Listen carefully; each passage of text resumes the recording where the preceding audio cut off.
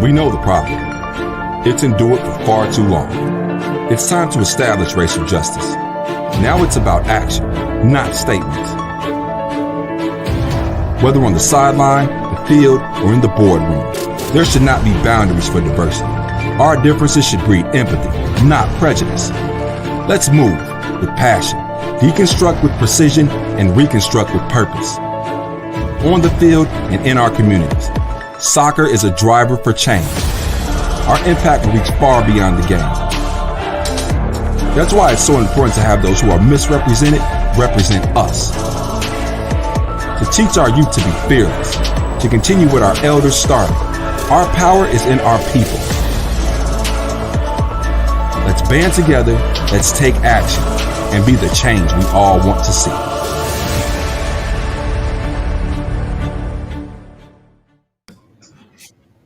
Hey, Don, how are you? Good, how you doing? Good. I've seen a lot of different organizations afoot to try to tackle some of the issues in society. And, I think that the Change for Good group using the sport of football, Nike's released, an interesting tweet recently. As much as we're all angry about coronavirus, as much as the guy who used to be allegedly in charge of the United States like to call it all sorts of derogatory names, the worst thing we can be doing right now is targeting a certain group of people, regardless of race or where they're from, with hate issues over the coronavirus. Like, it's just ridiculous. Well, yeah, it's absurd, but people will do anything they can to not take or not account for themselves and push differences on others. I mean, I saw the soccer ad for the first time, or football ad, whatever you want to call it, a day ago in the brief, and I'm thinking, it'd be fantastic. And I'm always the negative guy, as you have pointed, was what if all sport got together? Right. What if Nike got together with the other apparel brands? Like, what if we actually? So it's great. First off, it's great that we have to keep in the public sentiment, but the power of putting everyone together in a common purpose for the good of humanity rather than the good of the brand. And I commend what Nike does. I mean, they've been on it way back from when we were in New Orleans. The equality on the side of the building and at the All-Star game. The fact is, think of the power when you just push it one step forward. So kudos for them doing it. Imagine if you get someone to champion us all together, pushing the same. Then you couldn't be. I love that idea. I mean, think even early in coronavirus, when just use New York as an example, the Jets, the Giants, the Rangers, the Islanders, New York football, they all got together. So why couldn't Nike and Adidas and Under Armour and Reebok and the IOC and the NFL and the NBA and F1 and esports get together and pool all their resources? I love that idea. Love it. Anyway, so you need to keep it front and center. And unfortunately, if it's not front and center, people forget. And the reality is there's a lot of underground racism, especially outside of North America, that is there. And we as a society need to push that forward, obviously. Well, especially inside North America. I don't know if you saw the headline in the Globe yesterday, but 4 North York police officers accusing the police force of racism. It's endless. But let's get going. Today we're going to tackle Weekly Pulse as we do every week. Thank you last week for having your comrade Vanessa come in and help us out. Then we're going to talk about some big things both in Canada and globally around sponsorship. Sort of multi-games focus will be kind of our focus for today, and also esports. And then we're going to jump into a little bit of a last call discussion and debate. So we're kind of going to begin with coronavirus and end. Don, over to you. Take us through Weekly Pulse. So today we're going to do our 30-second update on the vaccine. A little more optimistic today. We did 59,000 vaccinations in Canada yesterday, which is our record, 300,000 the last week, which gets us to May 2023. Daily required is increasing, obviously, because we're underperforming at 222,000. And also the other thing was they said 14.5 million of us across Canada would be fully vaccinated by June. And that takes 215,000 a day. Our best week prior, if you didn't include yesterday, was 240,000 in a week. We need that in a day. And yes, they're coming. Yes, the vaccines are coming. Yes, they just approved AstraZeneca, which is fantastic news, and hopefully J&J soon. It's just, I'm looking at the one number, 222 every day, and hopefully next week it goes down. If it starts going down, we're going to get there. So anyway, at least positive news. The daily count's up. The vaccines are coming in. We're still a shit show in Canada. There's no other way to say it. Two quick comments. One, Daniel Hillier, who's running the Ontario thing, how was he put in place in November?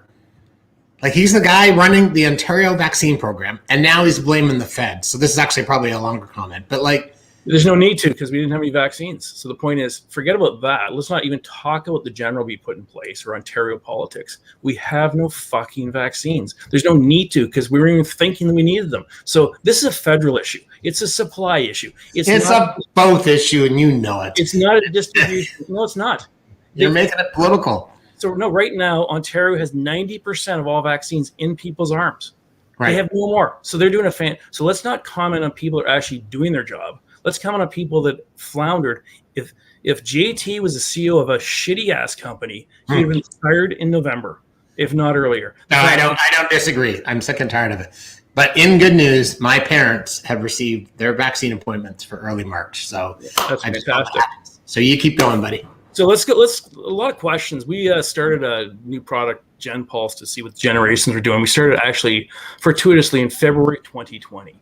And now we have February 2021 results. We're going to take you through what's actually changed in the past year, with fact-based on what's gone on. And we're going to focus on technology this week. We'll do some other stuff following. So if we flip to the next page, first thing we look at always is who offers the best customer experience. This is US, any brand, any service, any product. Amazon was not even there 10 years ago. Now they're number one, ahead of Apple, ahead of Walmart, Netflix, Samsung. Amazon's dominant. The point is, that's nothing new, but best customer experience. The reasons they're so huge and the reason they deserve to get so much money is because they put all their money into the customer experience. We should not shit on them because they are so good at what they do. We should all pick our socks up and become better. So as we look to the next part of who provides the best online experience in a second, this is unaided. This is unheard of. If you say who's your favorite bank, you might get 20% max. Your favorite French fry, it's in the 40s for McDonald's. Best favorite online store, Amazon, 73%. So if that's not a wake-up call to not bash Amazon, but to actually go, what are they doing right? What can we do?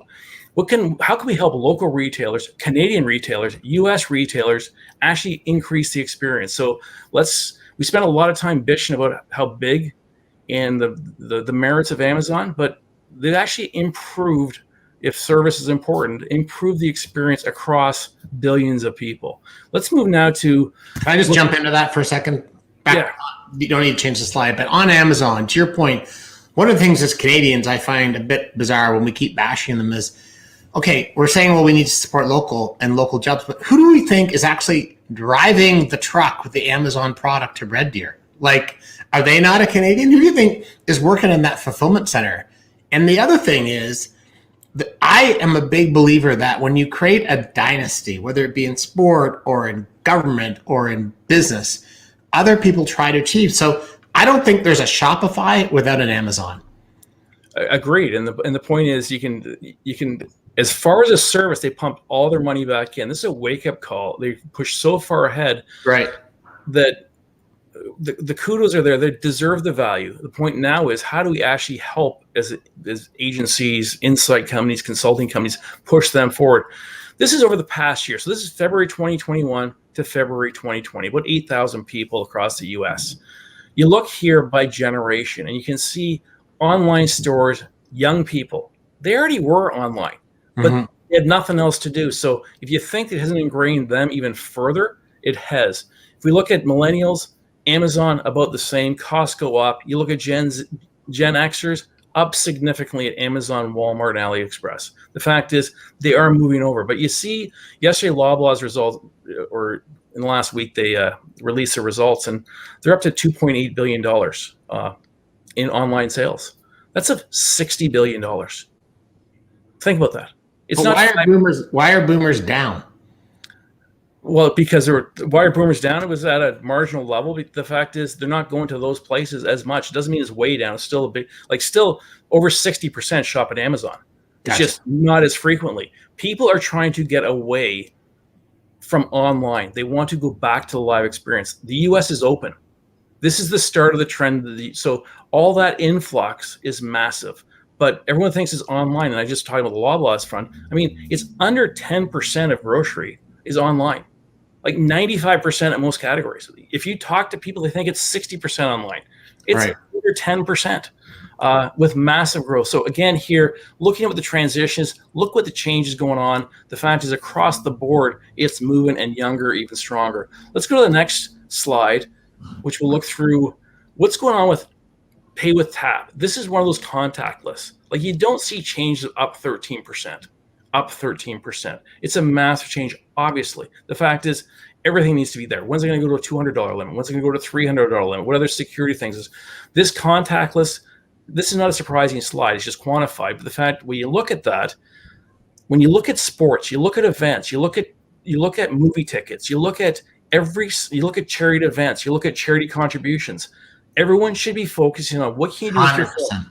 What can you do with your phone as an access point? We've talked about. I mean, I measured wallets like 10 years ago, mobile wallets, when they never took off. The fact is, this is a real opportunity to increase the experience, increase the leverage of that pay with phone. So anyway, that's the pulse for the week. There is growth. Leave that up for a second, because when you're done, I've got 3 quick comments, but keep going, Don.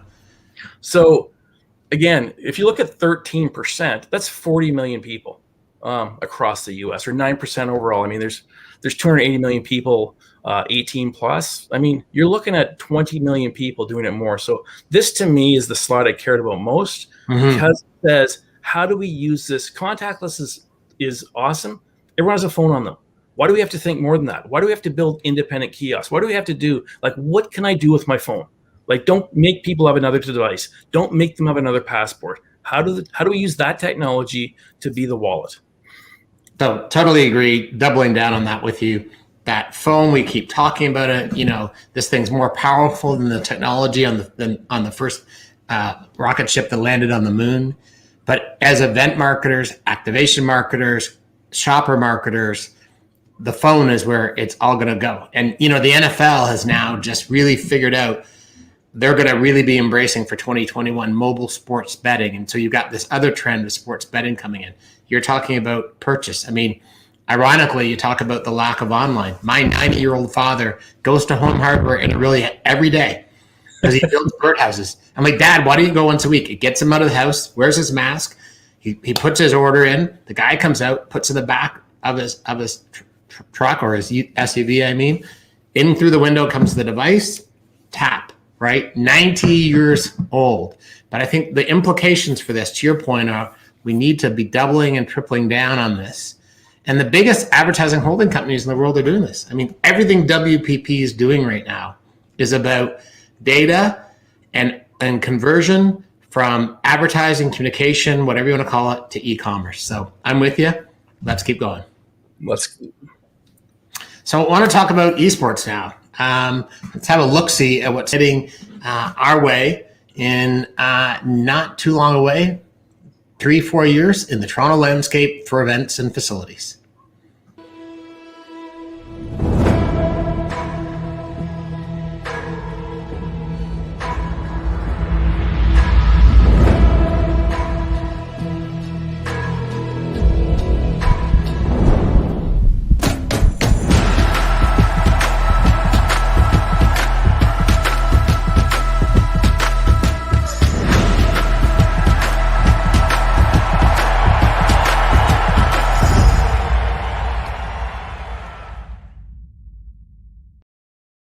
So it's kind of interesting to me. I mean, this is going to be a beautiful, beautiful facility.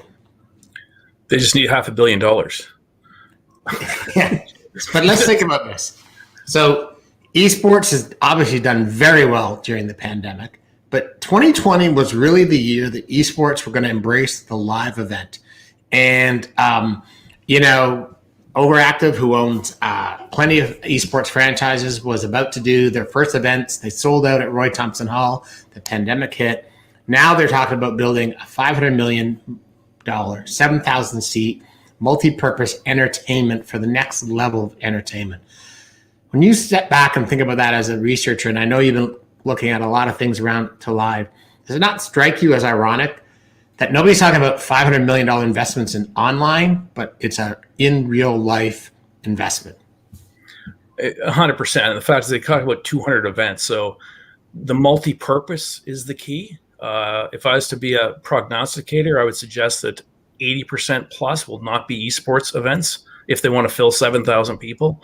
In Asia, they'd fill it no problem. In parts of the US, 100%. In Toronto, the 200 plus events, 7,000 state-of-the-art facility is fantastic. I think it'll be more of a live music event than it will be esports, but I've been wrong before.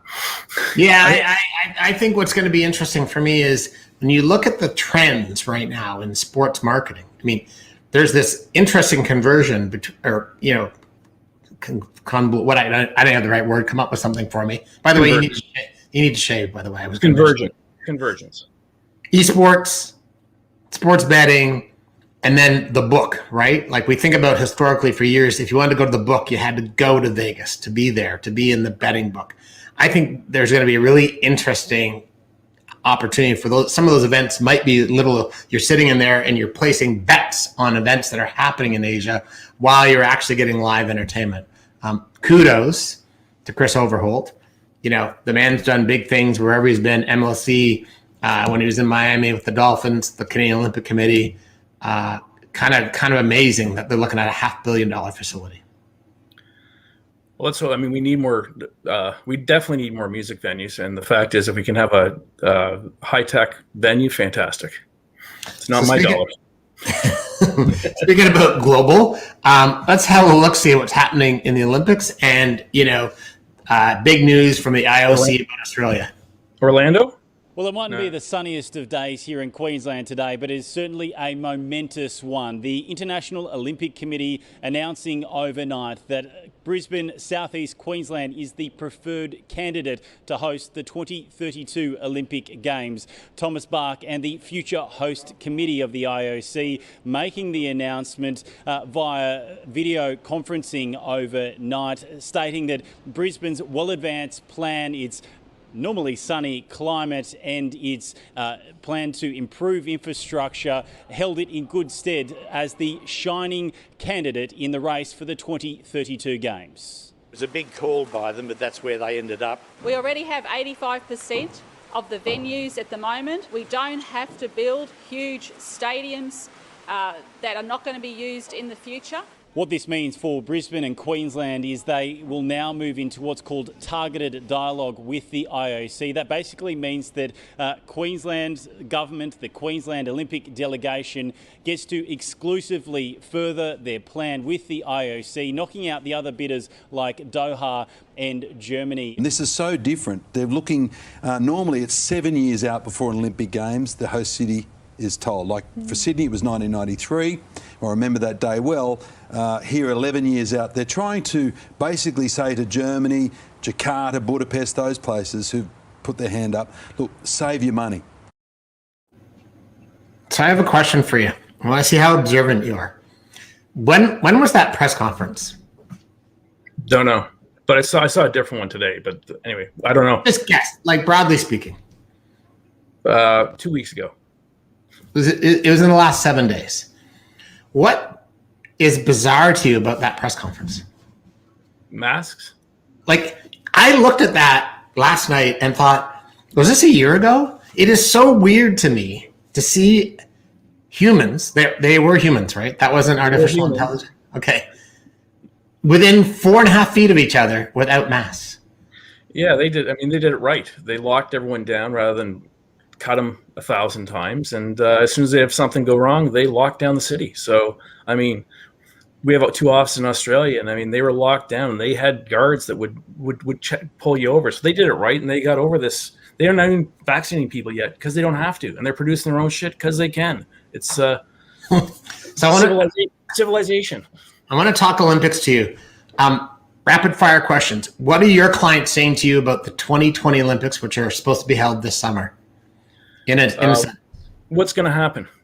Okay. What are they say? What are they saying to you about the 2022 Olympics, which are supposed to happen in Beijing? Are there concerns about human rights? Are there concerns about potential boycott? Are there concerns about going to China? I hope Canada as well.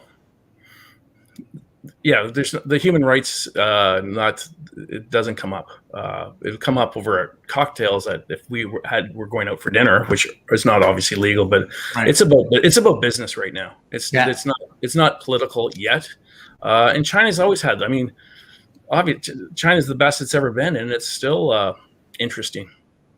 So all that said, what's interesting, and you heard it in the clip, is that the IOC's come up with this new model. They started in 2019, where they're getting expressions of interest. They're trying to get away from the bribes and the fraud. Right. They're trying to get away from these crazy expensive bids. You even heard the spokeswoman say, we built most of our venues. 2028 LA is amazing. They're not building one venue. They've got everything they need. Where do you think this leaves Canada?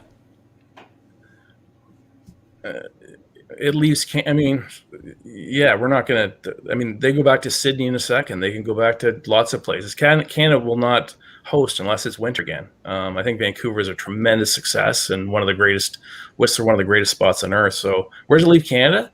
Behind the 8 ball, where we're good at. Do you think we should go after an Olympics? It depends. For tourism, probably. For pride, probably. Do I think it should be in the next 5 years? Probably not. But yeah, I think that it does unite a country. 2010. I remember I started working in the '88 Olympics, and that was a special time in Calgary. But Vancouver was phenomenal. Like it's for uniting a country. Canada could do with some of that. I think every country in the world could do with some of that positivity. So, is it worth it? Yeah, it is. We can spend. We'll be $1 trillion by the time we're done this. We can spend that much. We can have an Olympics and unite people to feel good about themselves because our mental health sucks. So talking about multi-sport games in Canada, question for you. Have you ever been to a Canada Games? Yes. We've worked with. As a competitor, as a coach, or from a business standpoint? As a consultant. As a consultant, great. As a consultant, yes. Well, let's have a quick look at their rebrand video, which I'm really excited about. 10 provinces, 3 territories, 2,000 athletes, all playing for one anthem, building the fabric of Canada and wearing it on their backs. Not just to lift a trophy, but to lift a country and inspire everyone in it. With glowing hearts, we see thee rise, and we all rise with you.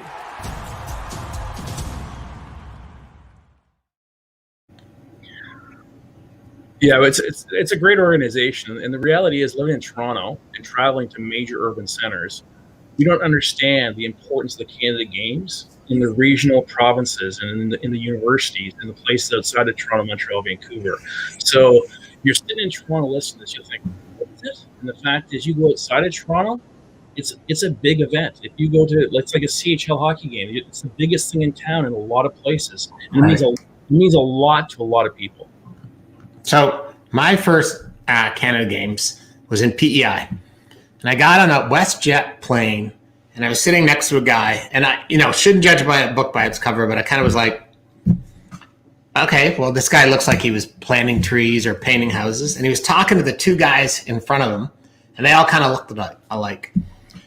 Before we took off, I'm going to get somebody in WestJet in trouble here. Before we took off, the stewardess came down, and she offered the 3 of them beers. This is WestJet pre-business class. Right. So they get beers. As she comes back, I say to her, what am I? Black? Didn't say that in 2021, but I had to complete the story. So she gets me a beer. So I cheers the guy and I go, hey, do you guys work for WestJet? Stupid judging a book by its cover. Right. And he's like, no, we're the Trues and we're going to the Canada Games to play. I'm like, that's cool. So we land, we were buddies. I had to go to some stuffy ass reception, and then I hooked up with them and had an amazing party night. But I will tell you this, if you've not been to a Canada Games, it is an incredible secret. I've been there for ringette gold medal. I've been for volleyball. I've been to a couple down east, amazing events. And I think one thing that we as a country need to do when this crummy virus is over is we need to actually double down and, hey, you and I are very fortunate. We've been able to travel around the world, but I want to take my kids, even though they're no longer children, to Canada Games just as much as I want to take them to the next Olympics. Yeah, the atmosphere is fantastic. You got like-type people all passionate about the same thing. It's like anything. The fact is, live is, and that's why I'm so excited about 22, 23 is live is here, and it doesn't matter what it is. You bring like-type people together, and they celebrate from every region. It's a great place. So I want to run this global news video about a weird thing about bringing people together, and I want to get your opinion on this. So let's roll this video about the quarantine hotels. Monica Gibbs isn't looking for sympathy after a winter with her 3 kids in Barbados. The Caribbean nation offered Canadians the opportunity to live and work virtually on an almost COVID-free island. There's Zara. And it was paradise until COVID-19 restrictions came into effect in January. So you can only leave for groceries, doctor's appointments, or pharmacy. And this weekend is full lockdown, so you actually can't leave your property. She was already thinking of returning when Prime Minister Justin Trudeau announced on January 29th all travelers flying into Canada would have to quarantine for up to 3 days. It was mandatory, and Trudeau warned it would be expensive. Travelers will then have to wait for up to 3 days at an approved hotel for their test results at their own expense, which is expected to be more than $2,000. The only way around it is by applying for compassionate grounds or by driving over the border. Call it a loophole, but it's legal. And with no direct flights from Barbados to Toronto, the Gibbs family is flying into Buffalo, New York, where they have to take the second of their 3 PCR tests. And instead of going back to the airport for a short flight, they hired a shuttle to drive them home, where they'll quarantine. I don't want to be locked up in a room with my 3 kids for 3 days. That doesn't sound right. And remember that $2,000 Trudeau quoted? That's not right either, because the government is now saying the hotels set the rates. We called, and the average is around $450 per night for 2 people. Not to say that's not a lot of money, but it is not coming in at what was the initial comments and put fear into a lot of people. Sorry, 450 is not a lot of money. I mean, you're at the 4 points. How much can you rant? In January of 2021, we put in a 3-night stay over, but you can still drive across the border. Our borders are supposed to be closed. Our son goes to university in Halifax. The Dalhousie University made the poor international students stay in quarantine hotels for 2 weeks. I've read stories of people just walking past the cops, not worrying about the fines. I mean, man, what the heck's going on? Who runs our federal transportation? Oh, it's the same people that are in charge of our supply chain. The reality is we announced on the 29th of January. And when was it implemented? Like 2 days ago? Like it took a month? Like why announce something before you prepare it? Again, we've had issues. They locked down the borders March 14th of 2020, I believe. And now they're just figuring out they might need to stop international travelers. So again, I want to focus on the positive. Our case rates way down, our death rates way down, our vaccinations are going way up. We're going to have a fantastic. Let's focus on the positive. Clearly, by that ceiling fan above your head, you're out of town right now, and I found where you are on ESPN last night. Let's roll the tape. Here's Don Mayo at his athletic finest.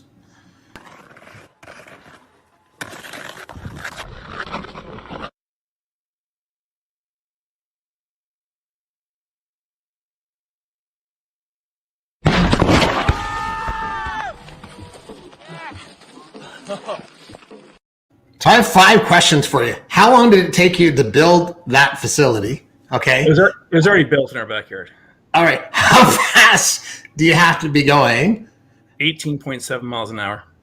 Why did you wear the DeRozan jersey? Because you're shaped like Kyle Lowry. I thought he was your favorite player. No, DeRozan still is. I love his haircut. It's the same as mine. Can you dunk not on skates? Absolutely not.